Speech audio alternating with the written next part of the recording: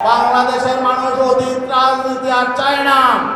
অতীতে যারা ক্ষমতায় ছিল তাদেরকে মানুষ বারবার পরীক্ষা করেছে, তাদের রাজনীতি মানুষ দেখেছে, তাদের অর্থনীতি দেখেছে, তাদের শাসন দেখেছে। অতএব সামনে বাংলাদেশের মানুষের সামনে তাদেরকে নতুন করে বলার কিছু নাই। মানুষ বিকল্প চাচ্ছে, আর বিকল্প হলো এখন ইসলামী শক্তি। ইসলামী শক্তি ঐক্যবদ্ধ হচ্ছেন, ইসলামী শক্তি জেগে উঠছেন।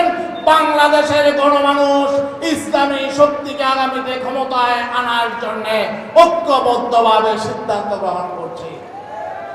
এজন্য তারা যখন দেখছে যে তাদের ক্ষমতায় যাওয়া সহজ পথটা কঠিন হয়ে গেছে, এজন্য তারা ইসলামী আন্দোলনের বিরুদ্ধে আজকে বিভিন্নভাবে অপপ্রচার চালাচ্ছে। তারা বিভিন্নভাবে আমাদেরকে প্রতিহত করার জন্য অশালীন স্লোগান দিচ্ছে। ঠিক না ভাই?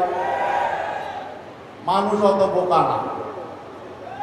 তোমরা রক্তচক্ষু দেখাইবা, হুমকি দামকি দিবা, জবাই করার স্লোগান দিবা, আর মানুষ তোমাদের ভয়ে চুপচাপ তোমাদেরকে মেনে নেবে, এটা ভাবার কোনো কারণ নাই।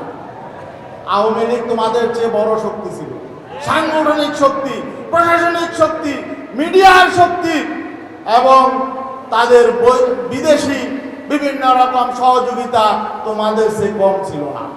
কিন্তু তারা কিন্তু কিছু বাচ্চা ছেলের ধাওয়া খেয়ে দেশ থেকে পালিয়েছে। ঠিক না ভাই?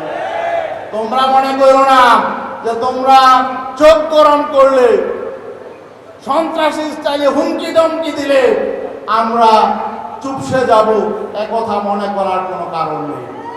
আগামীতে কোন সন্ত্রাসী, চাঁদাবাজ, দুর্নীতিবাজ তাদেরকে মানুষ ভয় করবে না। মানুষ ঐক্যবদ্ধ হচ্ছে, নির্বাচনে তাদেরকে প্রত্যাখ্যান করবে।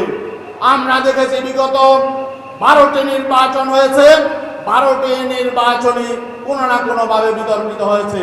কিছু ভালো নির্বাচন হলেও ভালো নির্বাচনের মধ্য দিয়ে ভালো সরকার গঠন হয় নাই, ভালো মানুষ ক্ষমতায় যায় নাই, বরং দুর্নীতিবাজ শক্তি ক্ষমতায় গিয়েছে।